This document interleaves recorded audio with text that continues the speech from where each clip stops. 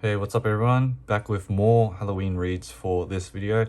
This one, we've got a good selection of both English and Japanese releases on top of more classic releases like this one here, and also some more recent stuff as well. So we'll dive into it because the first thing that I want to show off, I did show off on a previous video and I did just want to briefly cover them because I've read both of them. So these two books here are from Starfruit Books, who have been publishing a number of horror works recently. And I've got these two cool postcards from them. This one's the Miyako Cojima one, and this one is the Hino Hideshi one. So I'll just get started off with this first one here, The Wonder House of Horrors by Miyako Cojima. So it was originally published in Lead in 1997, and this first edition was released in English in 2023. So Wonder House of Horrors was, I went in with no expectations. I did not know anything about Miyako Cojima. So going into this, number one thing I gotta say, the art is very, very good. You can see some influences from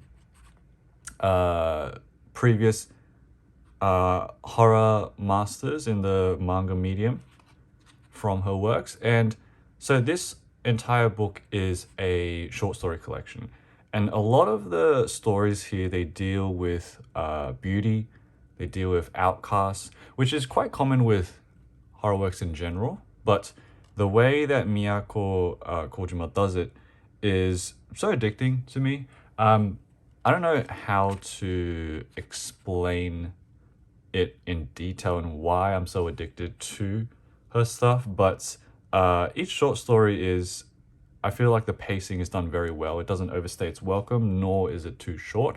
So I actually highly recommend picking this up because it's a great work. And it's only, how many pages is it? It's only, yeah, like 200 pages or so as well.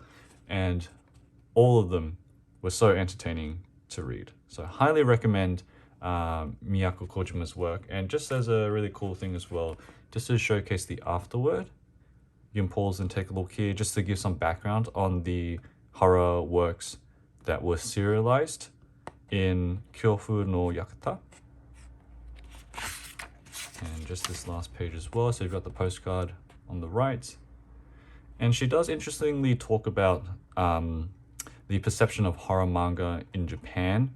So it being perceived as something that is not, that is too violent, too gory, not suitable for normal audiences, that sort of thing. So very happy that we actually do appreciate, I feel like, especially with the rise of Junji Ito, and she did talk about that in her afterword, appreciate horror, I feel, a lot more openly now, which is a great thing, because we are getting a lot of cool releases like this one, for example, coming out into the West. So this is The Town of Pigs by Hino Hideshi. This is the reprint that I got from Starfruit.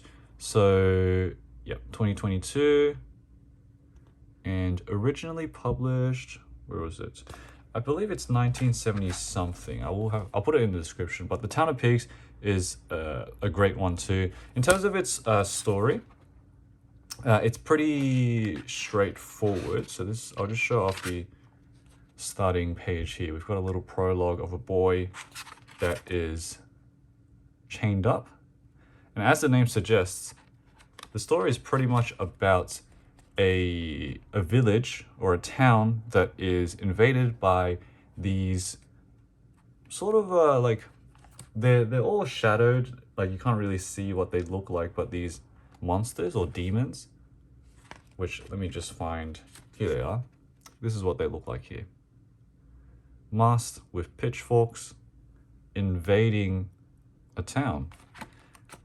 And the reason why it's called The Town of Pigs is spoilers. So if you don't want to be spoiled on the sort of premise that comes later into the story, skip ahead to the next section. But I'll pull it up now. They are turning all of the residents of the town into pigs. So that's where we get the front cover here. Turn them into pigs for their food. So all these humans are being turned into pigs through some sort of power, and I won't really spoil the ending, but love this one actually.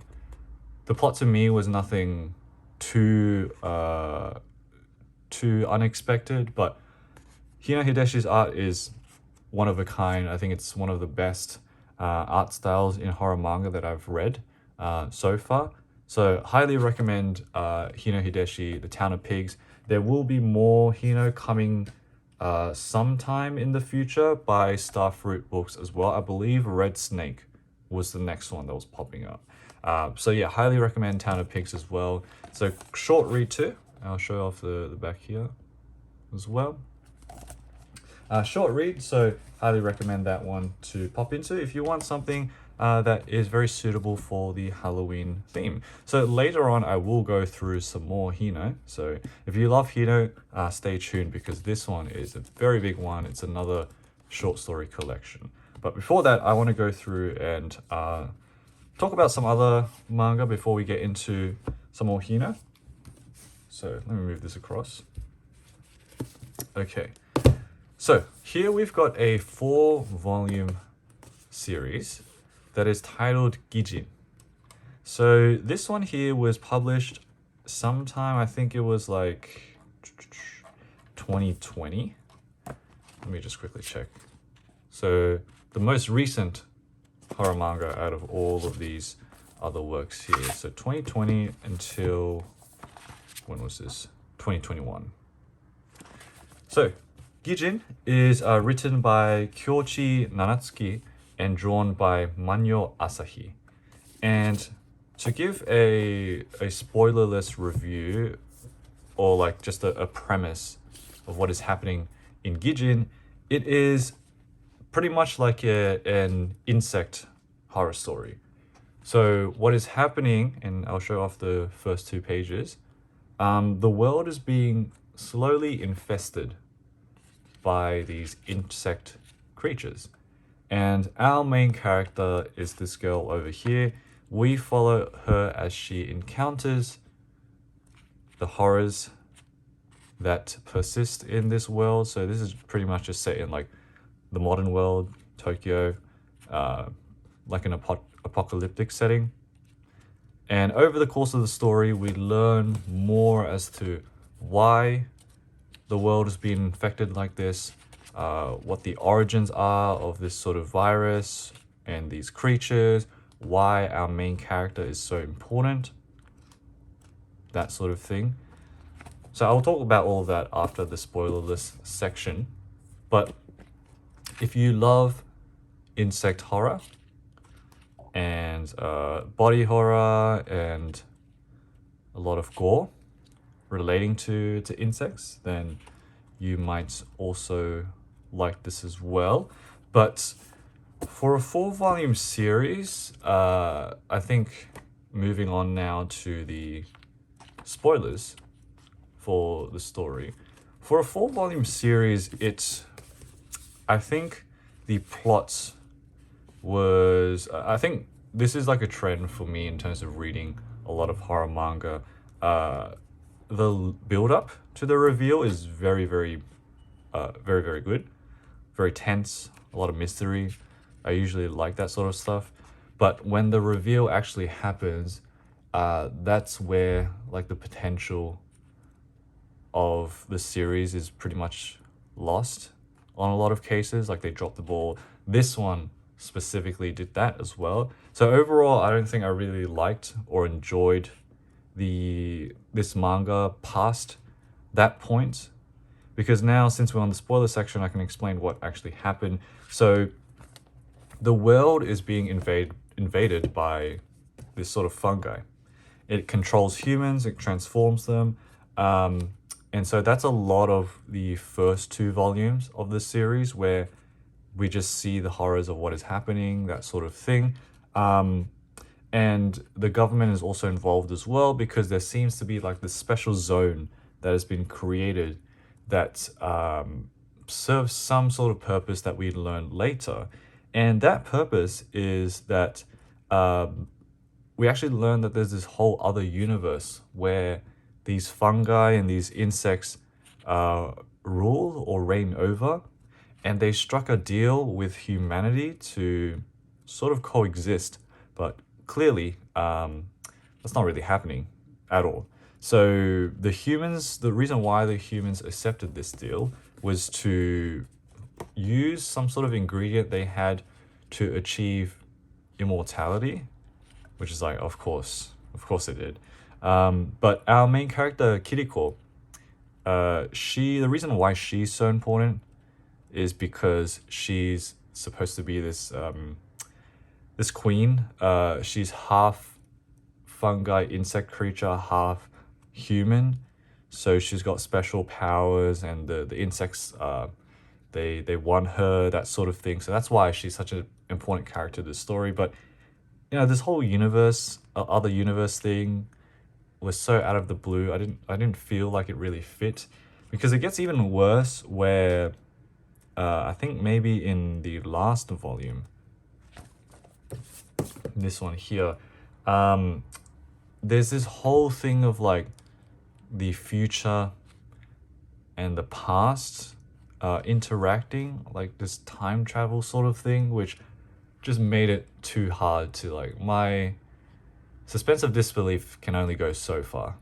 And so when they introduced that, I kind of just lost interest fully, because it just became dumb after a bit. Also very confusing as well. I don't think it was really explained too well. But yeah, so Kiriko, human, fungi, hybrid. The ending was just very as well. But yeah, I mean, art is cool. Got these cool panels and a lot of insects if you're into that sort of stuff. But yeah, once those plot points of just universes, time travel came in, really just lost my interest very quickly, actually.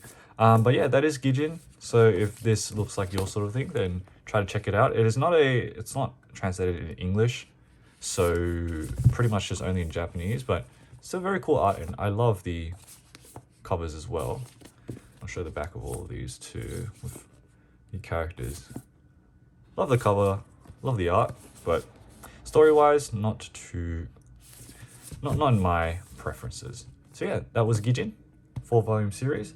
So let's move on to, which should I do next? All right, actually these two are together. So next one that I'll go through, a very fun horror read that I've had in this Halloween season. This here is UFO Mushroom Invasion by Shirakawa Marina. And this is the second book of the Smudge imprint from Living the Line and Ryan Holmberg. So if I were to, I'm pretty sure I have shown this off on the channel in like a manga haul, but this came out this year, 2024, originally published in 1976. And so Shirakawa's works are very, a lot of them can be very expensive. Actually, no, I think most of them are very expensive. So seeing Holmberg's collection of his works is crazy. I'll find the Instagram link for it, because he has a post where he has every single Marina release. So here it is, Smudge. The first one is Her Frankenstein. I actually haven't read that yet. I will get to that soon. But just to showcase what the work looks like here, the art is amazing. So this is some classic horror stuff back from the 70s. Insanely good. The quality of this book is amazing as well. So yeah, so this is what it looks like for the English version, which I won't show off too much, because I do want to show off this version here, which I can flick through a bit more. This is actually also including the UFO Mushroom Invasion story, but this book is like a compilation of mushroom related manga. So I have shown this stuff on a manga haul previously. It's really cool because it has a lot of interesting artists in here. So we've got the first story, Mushroom Hunting by Tsuge Yoshiharu. I'll show off here. You go, Tsuge Yoshiharu is in here. I know Hanawa Kazuichi is in here as well with their own story. A very diverse set of mangaka being showcased in here. I know the Dorohedoro. Yeah, here we go. The mangaka behind Dorohedoro and Die Dark is in here as well. This is Hanoa. So every story in this book is mushroom themed. And so the reason why we've even got a Shirato Sanpei manga in here. So I haven't read this yet, but I'm going to flick through this to show while I am talking about UFO Mushroom Invasion, because that's the story here. That's the bulk of the book. Actually, it goes on for quite long, and they've got these really cool like different color pages as well. So to start off with the spoilerless section again of UFO Mushroom Invasion, it won't really be too long because, as the name suggests, we follow an invasion of not really mushrooms directly. It starts off as like a sort of virus thing, but slowly and surely the invasion begins to take over. And the best part of the story is obviously the art. I can see why a lot of Shirakawa's works are actually very hard to find and are expensive as well. But the stories themselves, the story itself actually was also very fun too. Had that very classic retro horror vibe, but it did it pretty well. The pacing is done very well too. And if I were to showcase here, the monster designs, or the alien designs, sorry, of these sort of fungi taking over is very strong too. And throughout the actual story, we have these sections of like, I guess, information sections where they give some info about the mushrooms, and also there is a folklore section. So throughout the story, various instances of folklore relating to mushrooms from around the world are showcased throughout the story, which I think, in my opinion, elevates the story a bit more, grounds it to reality in some sort of sense by connecting it back to folklore that, you know, cultures do have. So this is an example of it. Very cool stuff. But yeah, a very, very enjoyable read. One of my favorite horror manga in my collection right now. I think everything, here it is. This is the cover page. Everything about it is done very well. So if you're into that sort of stuff, UFO Mushroom Invasion may be your thing. I won't spoil the ending, but I think the ending was done very well actually. Cool double pages as well here. It was a really cool touch that they did this sort of multicolored page format for this book. So very engaging too. It's got some yellow sections as well. So yeah, highly recommend you to support Smudge. They are putting some very, very interesting classic and retro horror releases right now, in addition to, of course, all of the future releases that they've announced. So they've announced Shinichi Koga on Amazon as well. There has been an entry in Amazon for the fourth book that they'll be releasing. I'm not sure if they've officially announced it yet, but it has appeared there. So just in case, I'm not gonna, say what it is, but you might, if you want to see, you can go out to Amazon and check that out. But very excited for that one too. So that was UFO Mushroom Invasion by Shirakawa Marina. Also, I do want to add as well, at the back, we've got a translated essay by Uragawa Takeo. But what's really cool as well is on top of that, we get color images to the essay. And Holmberg also has his own section where he just gives a synopsis of some of Marina's other works. So really cool actually that they do have color pages for all of these books showcased in the back. So very happy about that. But yeah, Mushroom Invasion, an amazing, amazing manga. Very suitable for the Halloween season. So now we'll move on to the last book This one here is another compilation, Hino Hideshi Best Works. So it's a compilation of a couple of different best works, short stories by Hino. I thought this was a one-off thing. This is actually going to be a series. So this is number 1. Number 2 has recently been released as well. I do want to pick that up too. So this one here, this one doesn't contain the Town of Pigs. So not this one. So this story is not in this collection, but I'll showcase some. So this is the inside.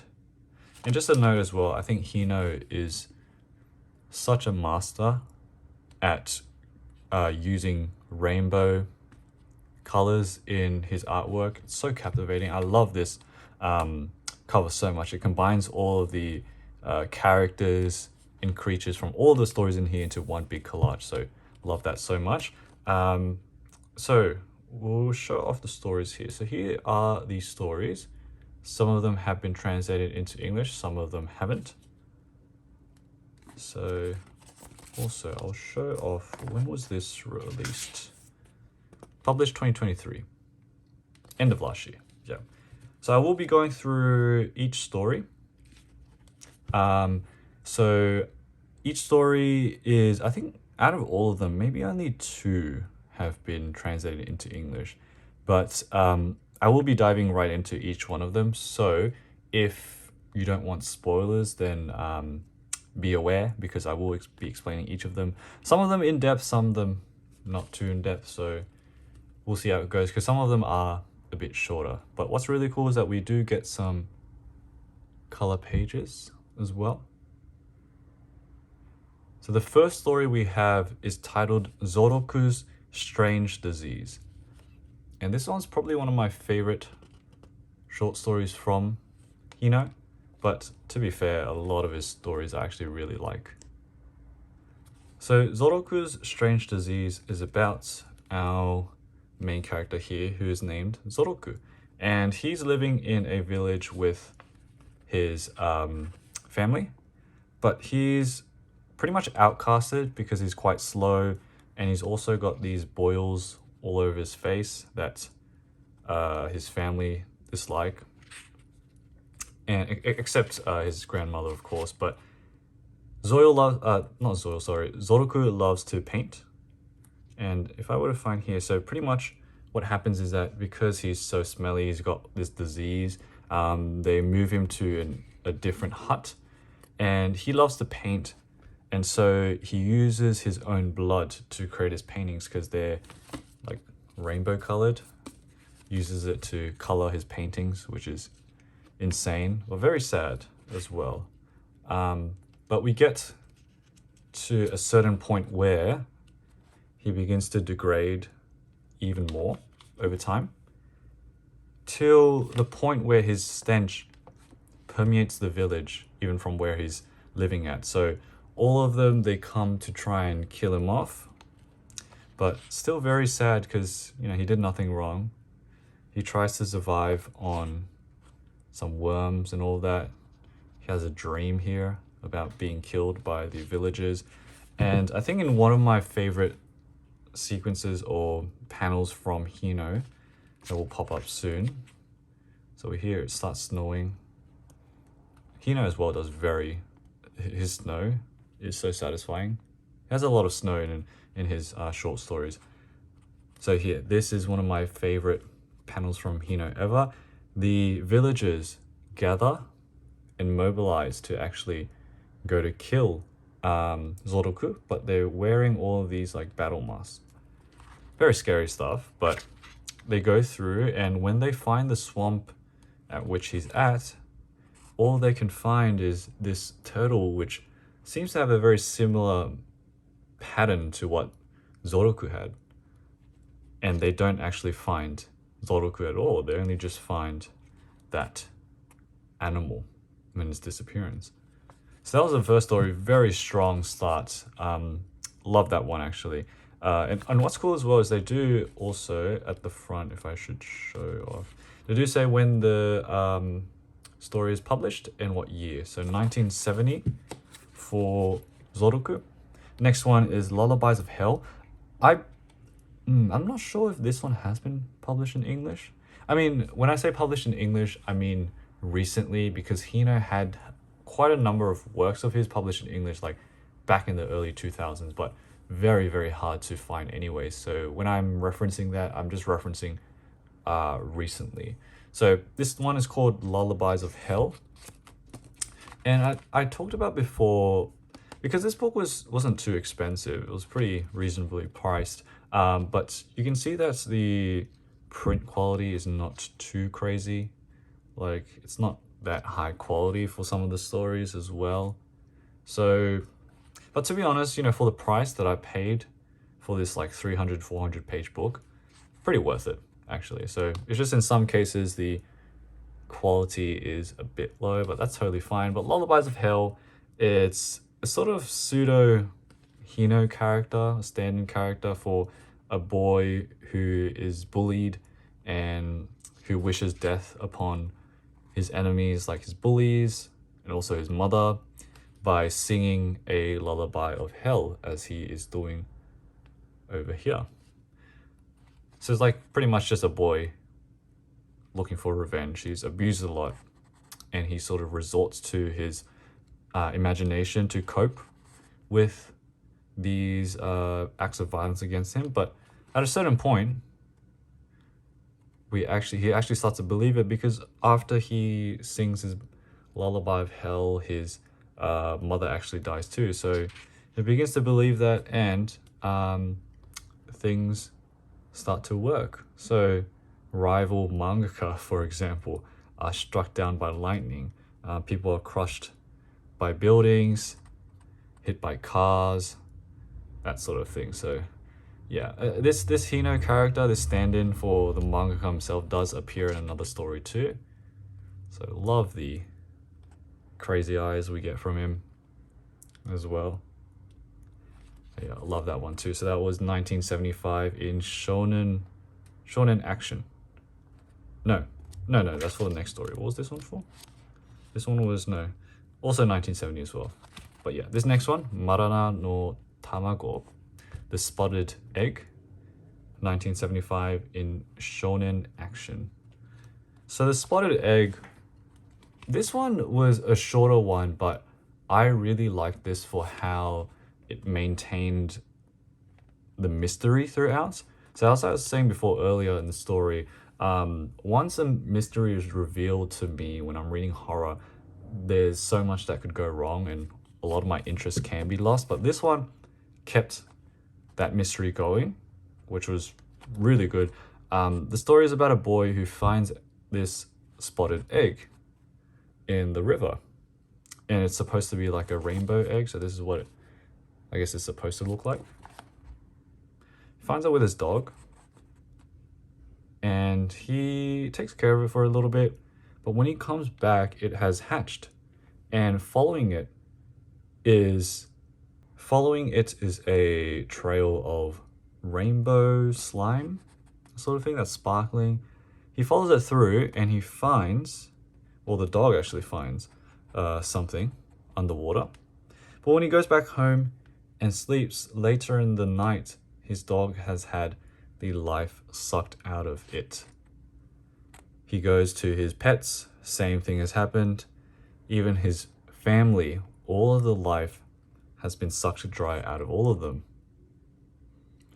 And so the main culprit that he thinks is whatever hatched out of the egg, and in a desperate attempt to barricade everything, we have this last panel of him screaming and a quick pan out of this mysterious trail and extra eggs popping out into the river. And that's how that story ends. So this is what I meant by maintaining that mystery. We didn't really need, I think the story never needed an actual reveal of what was happening and what the egg actually was. Maintaining that sort of unknown identity of this egg works so well, in my opinion. So that was one of my favorites of the work. But to be honest, I think all of these stories in this book I really liked anyways. So really good one if you're okay with not so high quality prints, but if you just want a cool collection of his works that is quite reasonably priced, then I would recommend this too, because this is another volume, so it's not just this one. Another one came out too. I'm not sure how many will be released, but yeah. So moving on to the next story, we have Underwater, 1970 as well.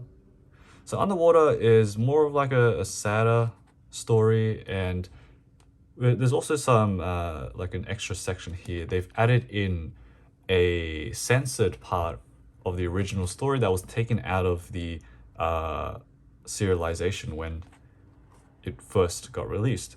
So Underwater is about this boy who had lost all of his limbs due to a car accident.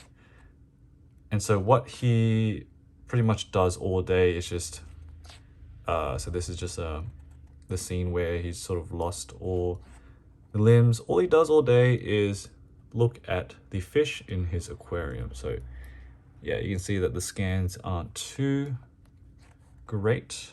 That's fine. He's taken care of by his mum, who is, you know, very gracious in all the help that she gives him, because his dad as well died from a car accident soon after. So very sad circumstances for our family here.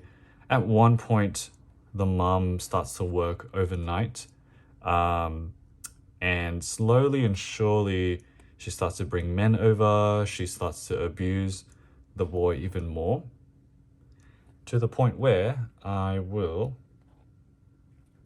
showcase a little bit here. Yeah, this is what I was talking about in terms of the censored scene. So these 2 pages were actually taken out of the original serialization.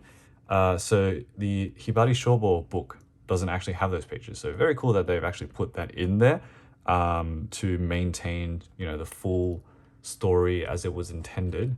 But the mum does get strangled and killed by one of their customers. And we have a very sad ending scene where, you know, the boy understands that his mum had been killed and he goes in to sleep with her. We've got this little section where he's got a dream or a vision of becoming the king of the aquarium. Very sad stuff. And finally, it's been a month, but the police come through because no one has spotted them. They go into the apartment, but they don't find any of the bodies. But we've got a very emotional scene here of, in the aquarium tank, or the fish tank, the mum and son are hiding. So yeah, that one was a great one too, but interesting to know about that backstory with those censored pages. They talk about that in the afterword too. So the next story is a very big chunk of this book actually. This is the Panorama of Hell story, which is actually licensed in English by Starfruit Books. So you can pick that up from them, or fully translated into English as well. So I'm not going to go through it too much, but to explain the premise, we have another pseudo Hino character stand-in, who's an artist, and he draws paintings that are based on his past. So his history, his family, like his mom, siblings, grandpa, and all of that. A very screwed up family, to be honest. So this is like I think the mum, yeah, the mum who runs a shop for ghosts, I believe. We've also got his grandpa, I believe this is his grandpa, who was a serial gambler. And in one of my favorite panels to date from Hino, this is where his Yakuza grandpa is being ambushed, and he cuts himself to reveal dice coming out, because he's such a serial gambler that he just has dice in his bloodstream, and he just rips himself apart, and all of these dice just pop out, which is one of my favorite things to experience ever. To top it off, we've got the classic snow as well by Hino. Anytime there's snow in any Hino story, I am locked in and paying attention. But such a crazy manga, Panorama of Hell. Highly recommend it. So good. I think it is my top story from him. It's quite a long one too, so I'll just skip through it here. And just to showcase another really insane set of panels. Very strange, surreal, like you've got this path and a mouth coming out of it. I won't spoil what happens here, but just that imagery of this mouth in this desolate environment where there's just bodies around. So good. But yeah, that can be found in English, so highly recommend you to go out and get that version from Starfruit Books. So now we enter the last story here, which is titled like the snake, what was it, the snake shop monster. Snake shop monster. This one is in 1972 comic van. Is it in blue print? I'm not sure. Maybe it's because the original magazine run was in blue ink, which is not an uncommon thing, but yeah, this is the only blue ink story in the book here. This one's about so the narrator of the story is a grandma. Her husband is having an affair with her son's widow, and so we see this happening here. This is the son, but the son takes revenge on the widow by sort of strangling her with snakes. And we see the portrait change.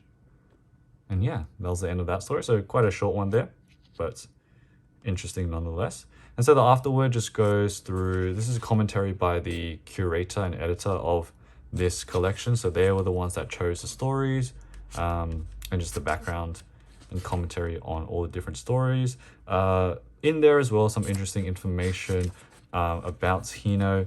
He was inspired by Shigeru Sugiura to do like comedy manga, which I will bring out. So this is a recent release by, what was it, New York Review Comics, English release of Ninja Sarutobi Sasuke by Sugiura. So Sugiura was one of the very early influences on Hino, and then once he discovered Fujio Akatsuka, in the commentary it said that he started to strive to find his own true style. And then after reading Ray Bradbury's The Tattooed Man, which is a short story, I believe, that he borrowed from one of his friends, Hino finally dived into the horror manga scene. So yeah, that was the background for Hino, and the rest of the last book of this horror manga video today. So, gone through a bunch of them. Good variety overall. But yeah, hope you guys have enjoyed this one. I don't know where my other postcard went, but hope you guys have enjoyed this one, and continue to enjoy the Halloween season. I'll see if I have any other horror works I can read and show off. I'll have to check my collection for that. But yeah, we'll see you guys in the next video. Bye.